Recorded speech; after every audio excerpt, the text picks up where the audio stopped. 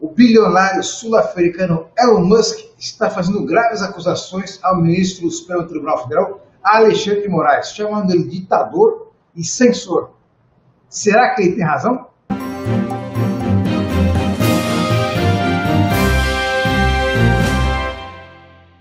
Para falar sobre esse assunto, eu vou conversar com dois especialistas. O advogado e analista político Ronaldo Ferreira, que é doutorando em ciência política, e o pesquisador Alexandre Gosling, que é doutorando em ciências humanas. Alexandre, obrigado por aceitar o meu convite. Seja bem-vindo ao canal Marco Zero. Muito obrigado, Marco. É um prazer. Eu gostei muito de receber o convite. Já conheço o seu trabalho e fiquei lisonjeado com a oportunidade de conhecer também. Ronaldo, obrigado por aceitar o meu convite e seja bem-vindo ao canal Marco Zero. Boa noite, Marco Santana. Muito obrigado aí pelo convite. Parabéns aí pelo seu trabalho. O Elon Musk está acusando o Alexandre de Moraes de ser ditador, de ser censor, de estar colocando em risco a liberdade de expressão no Brasil. Eu queria saber de você o seguinte: o que está por trás desses ataques do Elon Musk? Marco, primeiro que nós temos que ter em mente que o Musk, ele não é essa figura ideológica que algumas pessoas estão falando, né? Muitos têm já associado ele imediatamente com a extrema-direita, com o neofascismo, etc. Na verdade, o Musk, isso palavras dele, hein? Palavras dele, ele se define como nem democrata, nem republicano, ou como meio democrata, meio republicano. Ora, ele tem posições, como ele já falou, que ele, em termos de costumes, ele é liberal, mas ele é conservador na parte fiscal. A grande verdade é que o Musk, ele, acima de tudo, ele está interessado nele, né? E a única ideologia que ele realmente, pela qual ele se pauta, são negócios, né? E se nós observarmos a rede de negócios que o Musk tem, em uma porção de países que realmente não podem ser considerados democracia, e aqui eu não vou falar o que eu acho, né? Se você recorrer a institutos que fazem medições de valores democráticos, e aí a gente pode usar vários, nós podemos recorrer a Freedom House nos Estados Unidos, que tem um viés mais centro-direita, podemos usar o Videm, que teria aí um viés mais da social-democracia. Em qualquer um desses países que o Musk faz negócio, nenhum desses países, como por exemplo a Arábia Saudita e a China, eles vão ser considerados democracias, né? Quando muito autocracias eleitorais, etc. E nesses países o Sr. Musk não enxerga nenhum tipo de problema ou violações à liberdade de expressão, né? Mas no Brasil agora, neste momento, ele viu. Então não adianta nós tentarmos enquadrar o Musk numa figura típica da extrema-direita, como Bolsonaro, como Trump, como Milley. Ele, na verdade, ele joga mais conforme a música, né? Quando ele fala em dar um golpe, como ele falou na Bolívia, não se trata necessariamente de ideologia, na verdade, se trata de lítio, de negócios, né? Então, o Musk, ele é essa figura extremamente plástica do ponto de vista ideológico, que ele, por exemplo, brigou com Trump quando o Trump saiu do Acordo de Paris, né? Ao mesmo tempo que aí depois ele passa a defender uma série de falas e atitudes do Trump durante a pandemia, né? Então ele é essa figura que eu diria muito difícil de ser catalogada se nós ficarmos buscando referências de espectro ideológico. Mas se nós lembrarmos sempre que ele pensa, acima de tudo, nele e nos negócios dele, aí fica bem fácil de definir. Ronaldo, em que medida o Elon Musk está correto ao dizer que o ministro Alexandre de Moraes avança o sinal aqui no Brasil? Ou ele está completamente errado? O Musk, na verdade, são apenas negócios, tá? E como o Alexandre está muito bem, os seus melhores e mais hábeis negócios estão estabelecidos aonde? Em países onde há, sem dúvida nenhuma, um questionamento de fato sobre a liberdade de empreender, a liberdade de expressão, regimes onde há haja a plena democracia não se mostram. Nós já começamos a partir dessa análise aí. Quando ele faz a República, a Bolívia é a maior reserva de lítio do mundo. As maiores reservas do mundo estão aqui diretamente na América do Sul, né? E nós temos ali a China também, ali entre os primeiros, né? Que tem uma grande concorrência com o Musk, esses grandes empreendedores sem limites, né? Porque o Musk ele tem negócios desde, vamos lembrar aqui que ele controla hoje um dos maiores projetos, talvez a maior empresa de veículos elétricos, né? Que é a Tesla, né? Que tem como grande concorrente a chinesa BYD, onde o controle de constitucionalidade pública, o controle da imprensa e da informação também. Por quê? Está se atribuindo ao ministro Moraes, tanto no âmbito interno, e ele está pegando esse discurso no âmbito interno do país para fazer voz, né?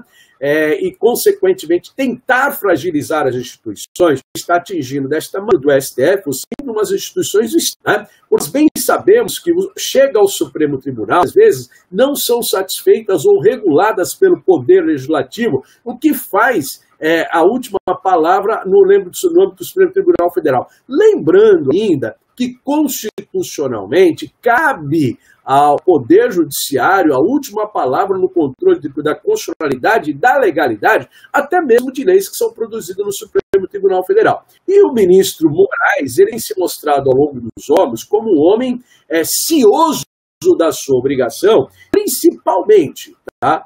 Nós sabemos que, de modo geral, o uso discriminado da internet, ela leva, muitas vezes, a questões inconsequentes. E o Brasil ainda não se debruçou. Lembrar do PL 2630, que se arrasta nos escaninhos da Câmara dos Deputados já há alguns anos. E que o ano passado, quando ele veio a ser pautado, essas grandes big techs, né?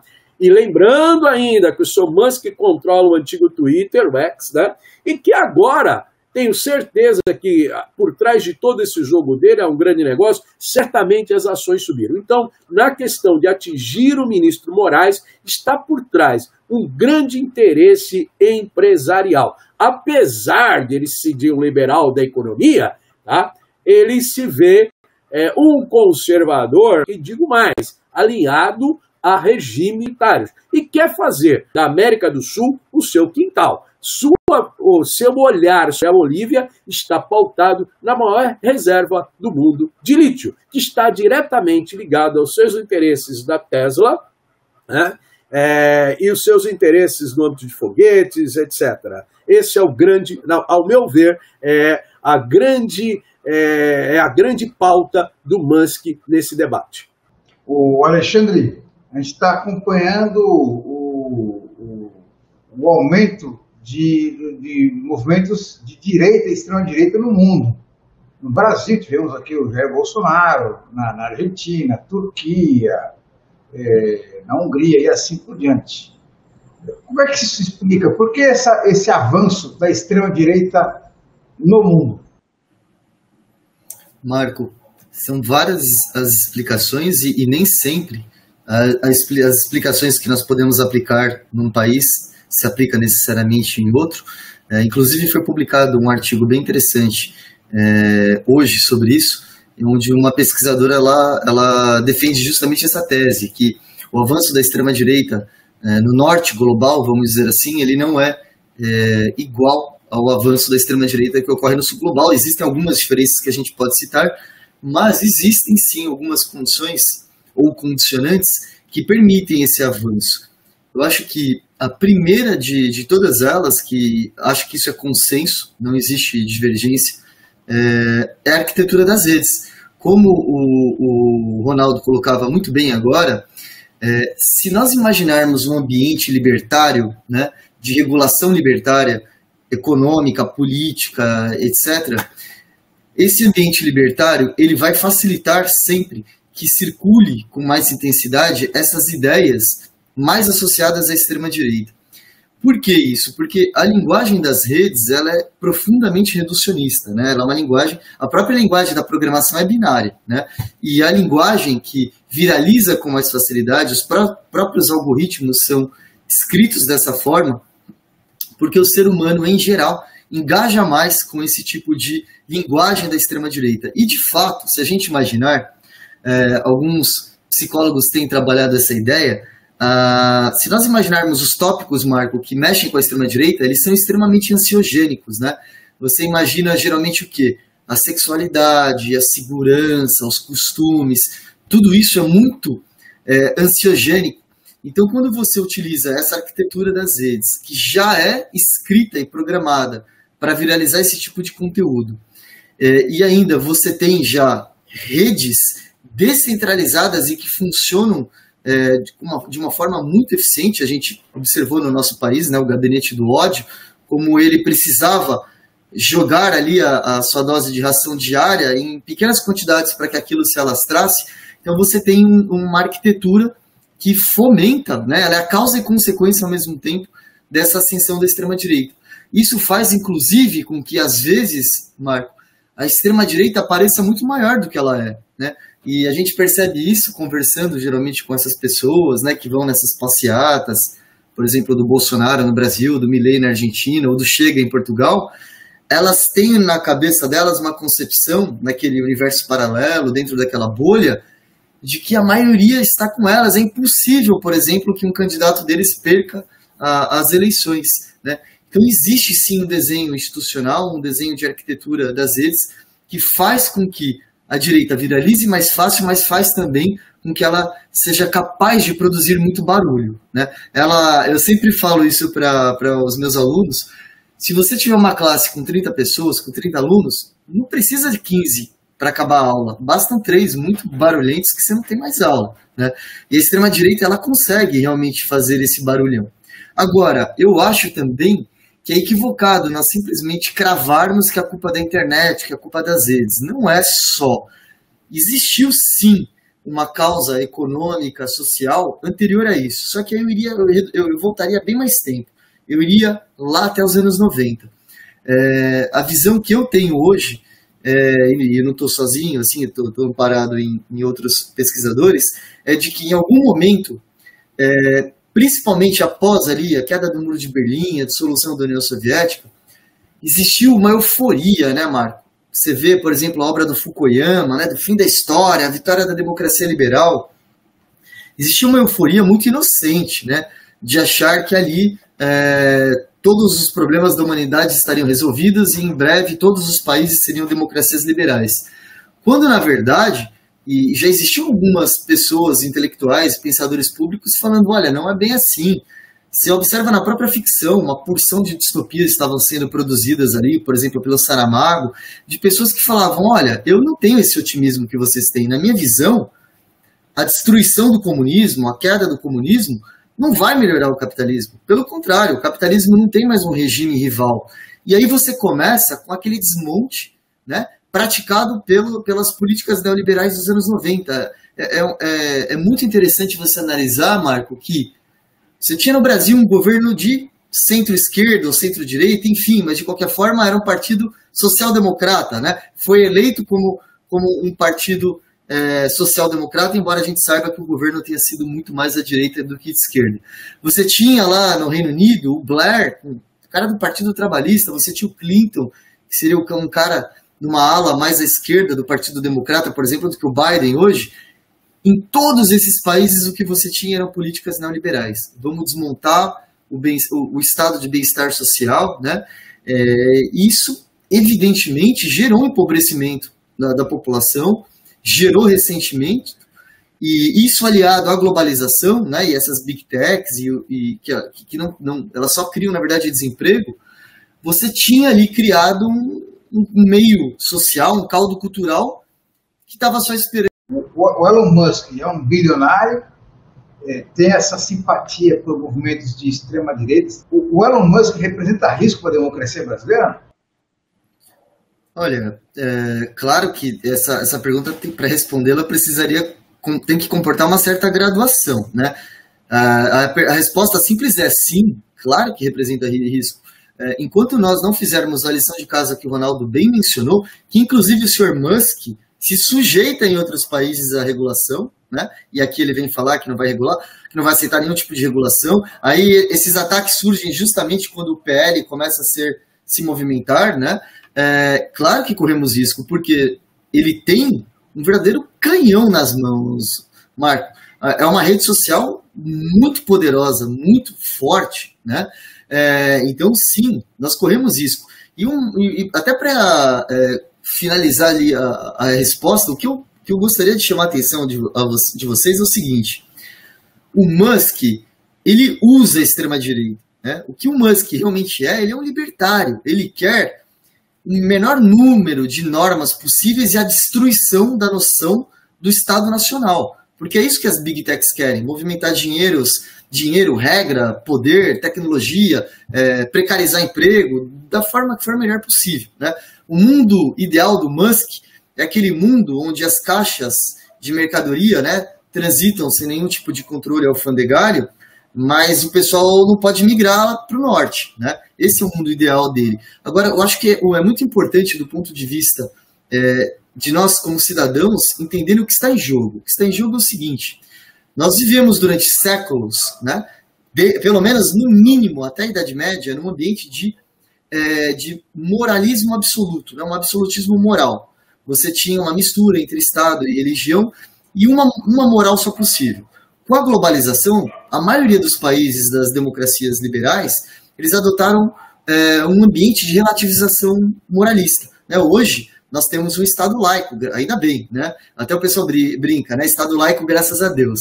Agora, o que está em discussão, e o Musk ele usa esse libertarianismo com muita habilidade, é o seguinte: nós temos que tomar cuidado para nós não absolutizarmos o relativismo.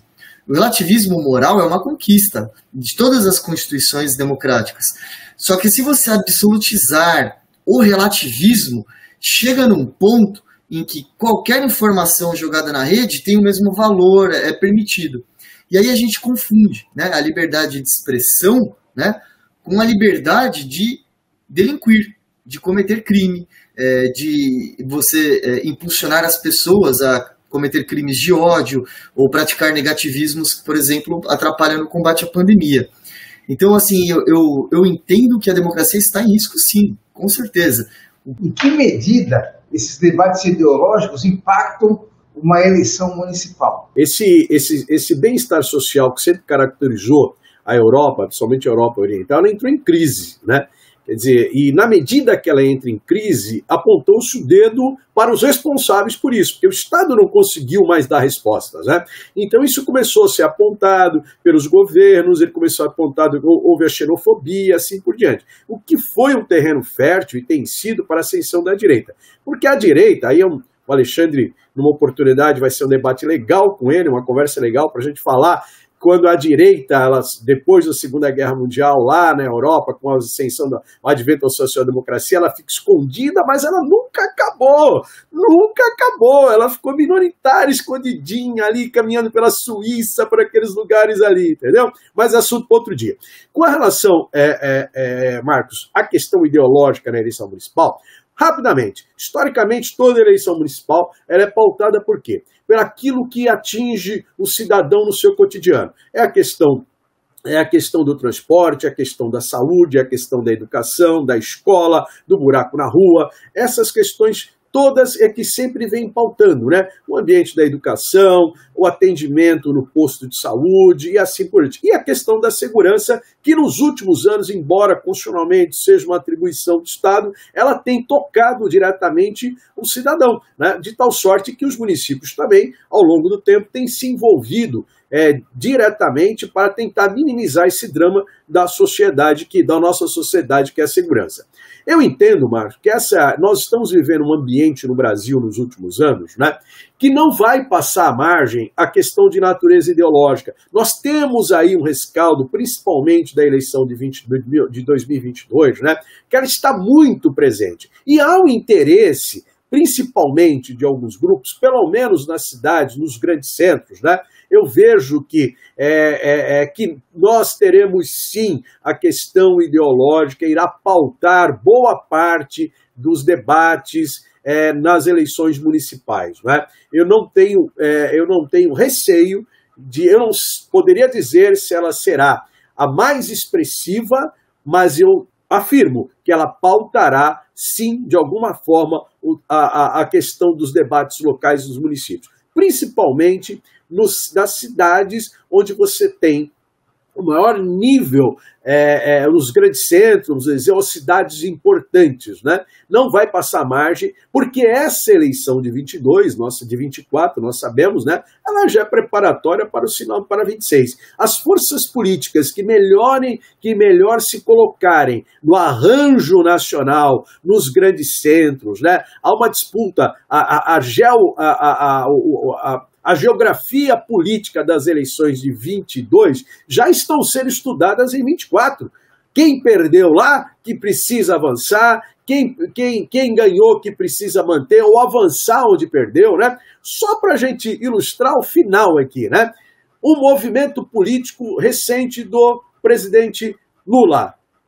15 meses de governo, pela primeira vez ele pisa no centro-oeste brasileiro, notadamente no Mato Grosso. Em que momento? No momento para levar as boas notícias, no momento que o governador Riedel adere ao PAC, no momento em que há um grande equipamento privado que aumenta sobremaneira as suas exportações, ou seja, uma agenda positiva.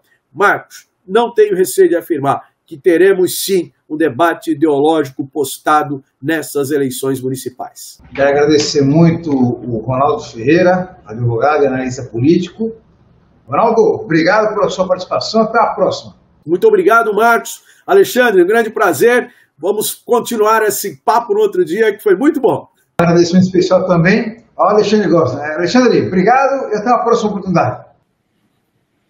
Muito obrigado, muito prazer, Ronaldo. Até mais, Marco. Obrigado, Ronaldo. Obrigado, Alexandre. Um agradecimento especial a você que nos acompanhou nessa conversa. Eu sugiro você a compartilhar desde já essa nossa entrevista, porque certamente você conhece alguém que vai se interessar por esse tema que é tão oportuno e tão atual. Convido você também a tocar o sininho aqui no canal Marco Zero para ser informado toda vez que houver um novo conteúdo. Obrigado a todos e até a próxima.